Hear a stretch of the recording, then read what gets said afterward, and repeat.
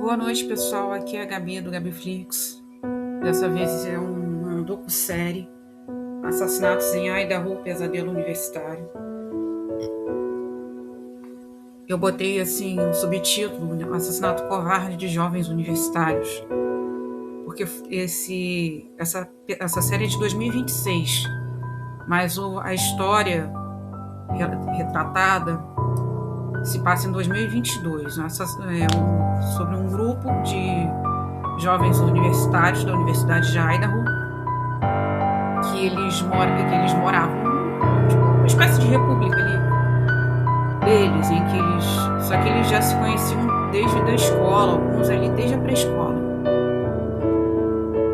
E aquele assim, clima normal de república universitária, festa, bebida, curtição, estudo,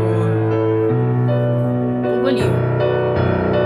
E assim, quando do nada, uma certa noite, 4 desses jovens que moravam nessa república são mortos, 3 garotas e um rapaz.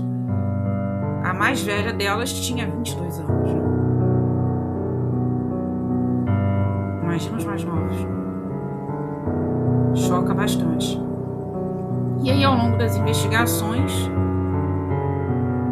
primeiro a polícia averigou o ex-namorado, para quem de uma delas para quem ela tinha ligado.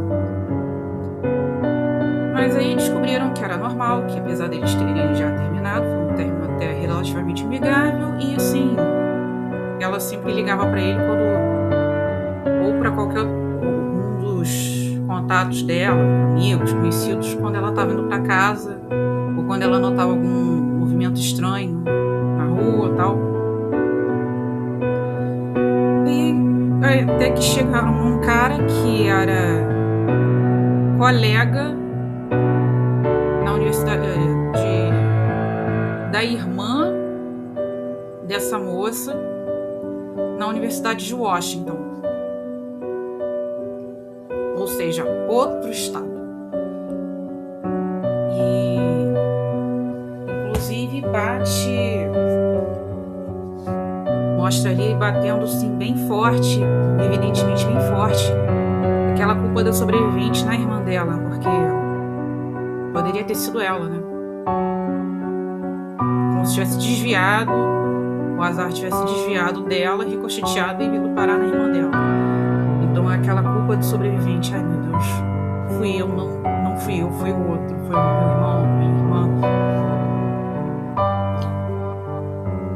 E assim, mostra, inclusive ele foi pego pelos dados, né, de celular, pela triangulação das torres. E o que foi mais assim, uma das provas mais fortes não foram nem os dados em si, mas justamente na hora dos crimes a falta deles, porque ele desligou o celular na hora do crime, apesar do celular estar com bateria total, sinal, que o sinal pegava bem, apesar de ser uma zona relativamente ali de estrada, porque ele percorreu relativamente isolado, o sinal do celular era bom. Então não teria princípio para que ele desligar, mas ele desligou mesmo assim, ou seja, por quê? Mais os dados de DNA, mais a questão do DNA e tudo mais. E aí entra na fase da busca pela justiça. Idaho é um estado onde tem pena de morte. E as famílias buscando a pena de morte.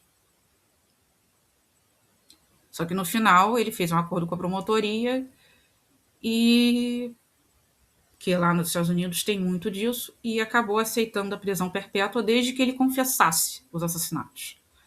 E ele confessou. E as famílias ficaram indignadas por ele não ter sido obrigado nem a mencionar o nome dessas vítimas deles, né, as famílias das vítimas. Como assim? Ele confessa e não menciona os nomes delas. Que elas tinham nome. E também elas ficaram mais indignadas ainda por ele não ter pego a pena de morte, que é o que eles queriam. Nem todos, até que teve ali um ou outro ali que, pelo menos a gente vai ser poupado daquele monte de audiência de recurso, porque a pena de morte tem um monte de recurso justamente porque é uma vida de uma pessoa em jogo. Então, né? Ou seja, eles teriam que ir todas as vezes a várias audiências recursais até serem esgotados os recursos e a pena ser aplicada.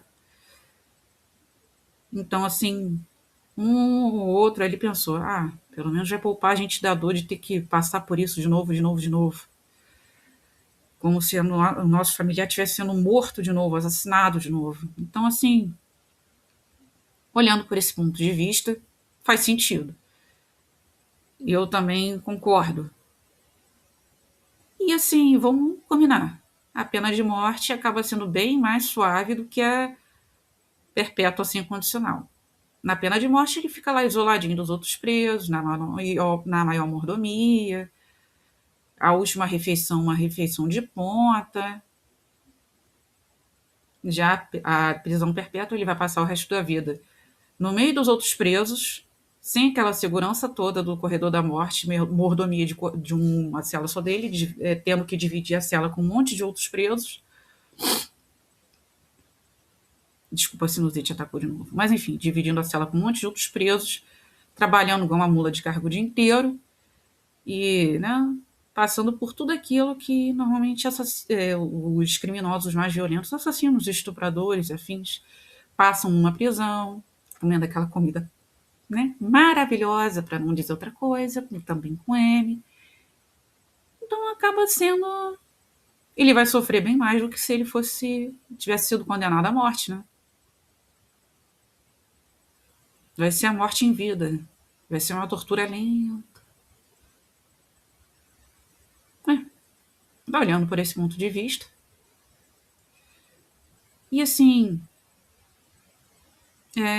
tem esse bônus, entre muitas aspas, de não ter aquele monte de recurso e as famílias não terem que reviver aquela dor, aquele trauma de novo, poderem começar uma nova fase do luto, né? Da dor, da fase da cura do luto. Então, bem, apesar, não estou aqui passando pano para bandido, para assassino, mas eu estou falando até em nome do interesse de famílias das vítimas, né? Não falando em nome delas, porque eu não tenho como falar em nome delas, mas falando em prol do interesse dessas vítimas, das famílias dessas vítimas. Talvez tenha sido melhor assim, menos pior. A justiça, bom mesmo seria ter os parentes ali, só que como não dá para ser, infelizmente não dá para ser. Melhor botar esse cretino, desculpa falar assim, para a expressão mais educada que eu encontro, para sofrer o resto da vida dele, ser espancado, estuprado, comer aquela comida horrorosa da cadeia. Não.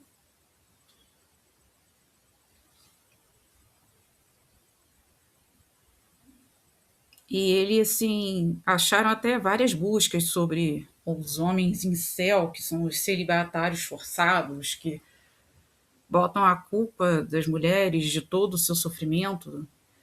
Enfim, não é aquela pessoa que bota a culpa no outro da própria infelicidade. Isso daí não é dos homens em si, isso aí é todo mundo, isso aí é de qualquer um. Mulher que bota a culpa nos homens da própria infelicidade, homem que faz isso com mulher, enfim. Isso daí é o que mais acontece, infelizmente. A terceirização da responsabilidade pela própria miséria. É mais fácil assim, né? E aí ele acabou se deparando com esses jovens e quis descontar a frustração dele de ser uma pessoa mais isolada, não muito popular, em outras pessoas. E assim, já acharam inclusive várias buscas dele na internet sobre assassinos em série também. Então já vinha aí um alarme soando há algum tempo que muitos ignoraram. E ele estudava psicologia na faculdade, uma das coisas que ele estudava, e além de ciências criminais. E ele entrevistava assassinos em série e ele fazia certas perguntas que, assim, parecia mais que ele estava curioso sobre o crime, querendo aprender sobre o crime, do que necessariamente aprender sobre a psique criminosa.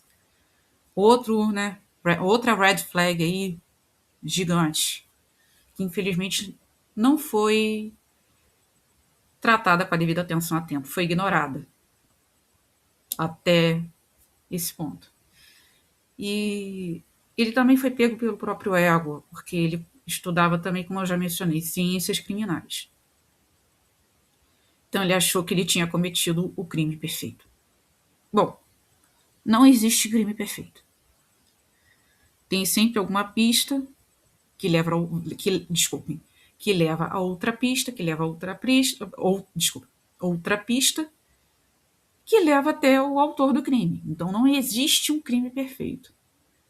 Basicamente, ele também foi uma das coisas, a crucial foi o próprio ego. Mas assim, né? Que bom que ele foi pego.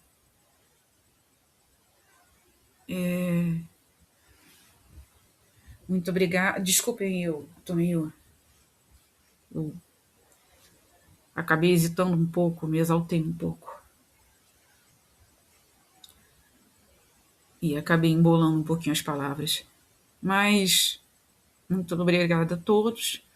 Se eu tiver me esquecido de algum detalhe, por favor, deixem nos comentários. E não se esqueçam de curtir, comentar, compartilhar esse vídeo, se inscrever nesse canal, dar aquela fortalecida marota.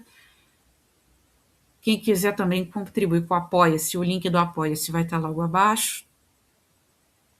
Muito obrigada, grande abraço a todos e excelente noite a todos.